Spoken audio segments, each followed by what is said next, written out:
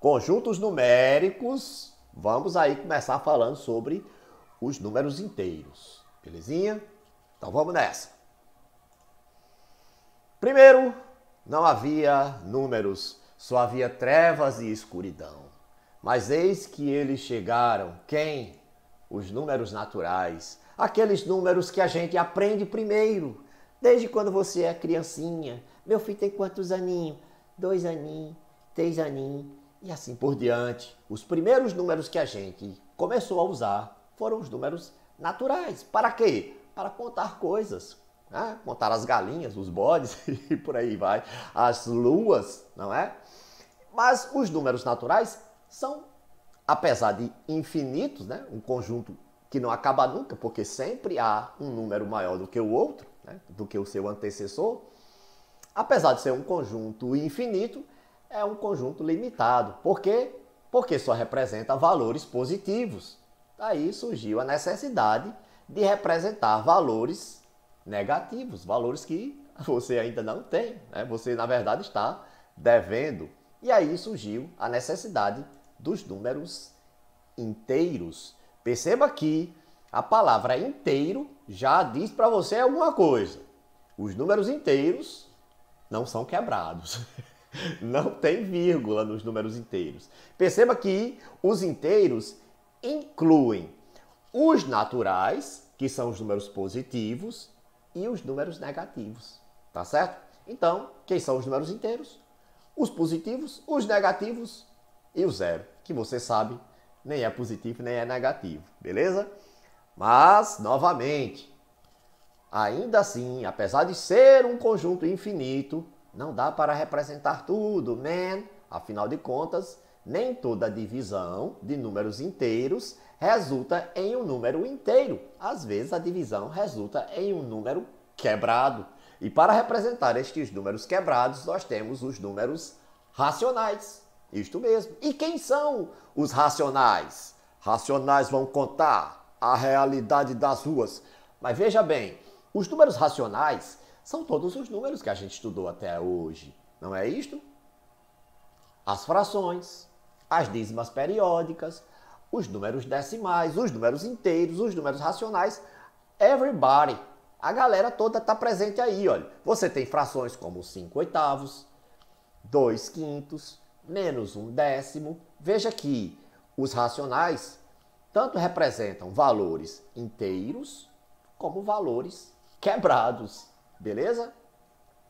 Então, a partir daí, nós vamos dar mais um passo. Mas lembre-se, o foco desta aula aqui são os números inteiros, tranquilo? Vamos falar um pouquinho mais sobre números inteiros. Plau! Chegamos aí nesta bela tabela do Campeonato Brasileiro, onde eu tenho os times da 10ª à 15ª colocação. Bragantino, Ceará, Corinthians, Atlético Goianiense, Bahia e o Sport do Recife. Beleza? Sei que não estão os times aí que vocês torcem, mas daqui a pouco você vai entender por que eu peguei exatamente este pessoal aí, não é? Não peguei aí o topo da tabela, nem peguei o final da tabela. Vamos lá. Primeiro, vamos entender essa sopa de números que a gente está vendo aí, tá certo? Deixa eu tentar dar uma corrigidinha aqui. Melhorou? Vamos tentar entender. Essa primeira coluna aqui, galera, pontos, né? PTS, pontos, diz exatamente quantos pontos cada equipe tem. E elas estão agrupadas da equipe de maior pontuação para a menor pontuação. Depois a gente tem PJ, que são as partidas jogadas. Todas as equipes jogaram 38 partidas, beleza. Depois nós temos aí VIT, que são a quantidade de vitórias de cada equipe, beleza? Vamos mais um passo. Que são os empates, e DER, que são, você já entendeu, as derrotas. Agora, onde nós vamos nos concentrar aqui são nas 3 últimas colunas. A coluna GP, que são os gols pró, né? A coluna GC, que são os gols contra ou gols contrários, não é? E a coluna SG. Vocês sabem o que significa SG. é o saldo de gols. Beleza? Então, vamos nos concentrar nessas 3 últimas colunas. Gols pró, gols contrário, né, que foram os gols sofridos, e o saldo de gols. Primeiro vamos analisar aqui o Bragantino. Na 10ª colocação, o Bragantino marcou 50 gols, sofreu 40, tem saldo de 10 gols. O saldo de gols, você já entendeu, é a diferença. Gols pró menos gols contra. Depois a gente tem o Ceará, 54 menos 51, saldo de gols, 3. Depois a gente tem o Corinthians, fez 45 gols, levou 45 gols, saldo, 0. Beleza. E aí, a necessidade dos números inteiros para representar valores negativos. No caso do Atlético, para baixo, as equipes sofreram mais gols do que aquilo que marcaram. No caso, o saldo de gols é negativo. Veja o Atlético, 40 marcados, 45 sofridos. Saldo, menos 5. Por que é menos 5? Porque você está tirando 45 de onde só tem 40. Não é isso? Bahia, né? Bahia e Sport. Bahia, 48 menos 59. Saldo, menos 11. E aí, o Sport do Recife, coitado, só marcou 31 gols, levou 50 nas costas, e aí tá o saldo menos 19. Aí a gente vê a necessidade dos números inteiros. De forma geral, a gente pode analisar que as equipes com saldo positivo são Bragantino e Ceará. As equipes com saldo de gols negativo são Atlético, Bahia e o Sport do Recife. E o Corinthians nem está com saldo positivo nem negativo. Afinal de contas, o Corinthians está aí no 0. Beleza? Nem estou devendo, mas também não estou com lucro, não é? Está zerado aí o Corinthians. Beleza. Pessoal, outro exemplo de saldo é também o saldo bancário, ok? Quando você tem dinheiro na sua conta, você está com saldo positivo. Quando você zera a sua conta, já está dizendo, você nem está com saldo positivo nem negativo. Mas se você tiver crédito no banco, você pode tirar dinheiro da sua conta mesmo sem ter. E aí você fica com o saldo o quê? Com o saldo negativo. Palmeiras não tem mundial. Não. Eu não acredito. Outra utilização dos números inteiros, tá certo? É na temperatura. Vocês viram no slide anterior que os valores positivos foram representados em azul e os valores negativos foram representados em vermelho. Mas será que isso sempre acontece? Os valores negativos sempre são representados em vermelho? Vamos ver. A pergunta que nós temos é: qual termômetro está registrando temperatura negativa? É o termômetro vermelho ou é o termômetro azul? Tem gente que está enxergando isso aí verde, né? Não sei se isso aí é verde ou se é azul mesmo. Eu enxergo azul. Qual deles está registrando uma temperatura negativa? Se você ainda não se ligou, veja as escalas. Agora ficou fácil, porque você precisa ter um referencial. Qual deles está marcando uma temperatura abaixo de 0? Abaixo de 0 é quente ou é frio? É frio, Então você está vendo aí que o termômetro azul está representando uma temperatura negativa. Agora, que valores são estes? No caso do termômetro azul, a temperatura que está marcando é a temperatura menos 5 graus, que é justamente o valor que está entre 0 e menos 10. Entre 0 e menos 10, menos 5. E o termômetro vermelho mostra o calorão de Mossoró, 35 graus, que também pode ser representado como mais 35. Agora veja, não existe outra maneira de representar o número negativo. O número negativo tem que vir um sinalzinho de menos. Já o positivo você pode colocar ou não o sinalzinho de mais. Beleza? Segue. Vamos agora ver esta representação na reta, tá certo? Existem algumas aplicações para os números inteiros. Uma delas é a indicação de um período antes e depois de uma determinada data programada, tá certo? Uma data estabelecida. Se nós estamos falando de tempo, qual é o referencial? Ora, o referencial é o ano zero. E eu duvido vocês saberem o que foi que aconteceu no ano zero. Eu nasci em 2003. Quem foi que nasceu no ano zero? Isto mesmo, man. O ano zero marca o nascimento de Cristo. Tudo que aconteceu depois do ano zero, aconteceu depois de Cristo. E antes de Cristo. Vamos andar aí 4 espaços à esquerda, tá certo? Vamos chegar ao ano 400 antes de Cristo. E aí você já entende que cada trechinho deste aqui representa um intervalo de 100 anos. 400 AC pode ser também escrito o ano menos 400, beleza? Como fato, nós vemos aí que os gregos, apesar de serem os bichões da matemática, ainda não conheciam os números negativos nesta data, ok? Andando agora em direção aos dias de hoje, certo? Nós temos aí chegando ao ano 600 DC. Como é depois de Cristo, é um valor positivo, e aí eu posso representar 600 DC como sendo mais 600. E aí, como fato, nós temos que os hindus, nesta data, sim, eles trabalhavam com a ideia dos números inteiros, ou seja, os números positivos e números negativos. Agora, se eu perguntar a vocês, quantos anos se passaram entre essas duas marcas temporais? Do ano menos 400 ao ano mais 600, passaram-se quantos anos? Ora, do menos 400 ao zero, 400 anos. E do zero para o mais 600, 600. Mais 400, você já viu, passaram-se aí 1000 anos. Simbora!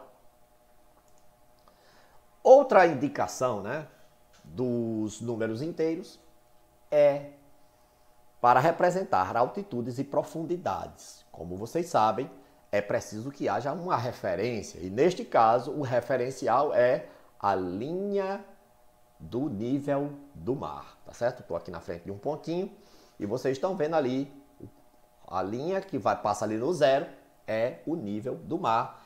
Esta é uma figura clássica que vocês encontram bastante nos livros de geografia. Estes pontos aí estão nos mostrando que algumas dessas localizações, certo, estão acima e outras abaixo do nível do mar, ok? Os pontos A e C são altitudes, estão acima do nível do mar, e os pontos B e E são profundidades, estão abaixo do nível do mar. Considerando que este ponto B aqui, nas aulas de geografia, a gente aprende que isto aqui é o que? É uma depressão, não é isto? E aquele ponto D ali, né? Aquele ponto D, que nem está para cima nem está para baixo, está na linha. Onde é que ele está? Ele está exatamente no litoral, man. Tomando uma aguinha de coco, num guarda-sol, curtindo ali o visual da praia, vendo as gatinhas passando, e aí, jogando um frescobol, só de boas. Então, na praia, você está exatamente ao nível do mar, beleza? Então, Serra do Mel tá mais para aqui, para a letra C, viu? Serra do Mel tá mais para aqui, para a letra C, e aqui Mossoró tá mais aqui para essa letra A, né? Se a gente fosse pegar para os nossos dias. Segue. O que nós vimos aí, né, nessas telas? Vimos que em todas essas situações apresentadas, foi preciso usar um referencial, né? Algo que marcasse o ponto de origem, ou seja, o zero. Então, no caso da temperatura, nós temos a temperatura zero, que é a temperatura nula. No caso da linha do tempo, nós temos o ano zero, que é o nascimento de Cristo, né? E no caso do relevo, nós temos como referência a linha do nível do mar. Sempre é preciso ter este referencial, separando os valores positivos dos negativos. E aí, man, o que a gente viu até agora, né, é algo acerca da ideia dos números inteiros. Vamos ver aqui um pouquinho mesmo, só dar uma pincelada sobre a reta numérica, o módulo de um número inteiro e a comparação de números inteiros. Se a gente vai falar sobre a reta numérica, a gente vai começar com uma reta. O que é que a gente tem no centro desta reta? Nós temos exatamente o ponto zero. O zero divide o lado positivo do lado negativo. E aí uma informação importantíssima. O sentido do crescimento dos números é para a direita. E aí a gente já começa falando um pouco sobre comparação. Quanto mais à direita na reta numérica, maior é o número. Quanto mais à esquerda, menor. Beleza? Se aí no centro você tem o zero, obviamente você sabe, do lado direito você tem o mais um. E aí, graficamente, eu posso representar por uma bolinha azul. Depois eu tenho o mais 2, duas bolinhas azuis. Depois o mais 3, três bolinhas e assim por diante. Cada vez subindo aí esta escadinha. E veja o que diz a escadinha. Quanto mais longe do zero, maior. Obviamente, quanto mais você se distancia aí do zero, mais você sobe nesta escada da vida. Agora, para o outro lado, se você tem aqui o mais um para o lado direito, qual é o valor oposto? O valor simétrico ao mais um. É o menos um. Isto mesmo, representado aí pela bolinha vermelha. Depois a gente tem o menos 2, duas bolinhas vermelhas, menos 3, três bolinhas vermelhas e assim por diante. Você sabe. Agora veja o que diz a escadinha de lá para cá. Atenção à escadinha. Quanto mais longe do zero, menor. Como assim? Quanto mais longe, menor? Não é quanto mais longe, maior? No caso dos positivos, aqui nos negativos, quanto mais você se distancia, mais você desce nas profundezas, mais você fica devendo ao banco, mais você tem que fazer gols para compensar aquele saldo de gols negativo que sua equipe se encontra, não é verdade? Então, quanto mais você desce aqui, menor é o valor. Isso significa o quê? Se você pegar aqui a linha como referência, tudo que está abaixo dessa linha são números menores do que zero. O zero é maior do que qualquer número negativo. E aí você já entendeu que qualquer que seja o número positivo, ele é maior do que toda essa galera vermelha aqui. Tá certo? E aí, quem é maior? É o menos 2 ou é o menos 5? Menos 2 ou menos 5? Quem é maior? O maior é o menos 2. Porque quanto mais perto do zero, no caso dos negativos, maior. E aqui a escada diz, olha, quanto mais longe do zero, menor. O menos 5 está mais longe, está mais embaixo, tá certo? Você vai ter que compensar mais aqui, para poder chegar no zero. O menos 2 está mais pertinho, tá certo? Então, isso aí é uma noção que a gente precisa ter e precisa assimilar de vez, tá certo? E lembre-se, se o número está à direita do outro, o maior é o da direita, tá certo? Na reta numérica, quanto mais à direita, maior. Quanto mais à esquerda, menor. Vocês entenderam?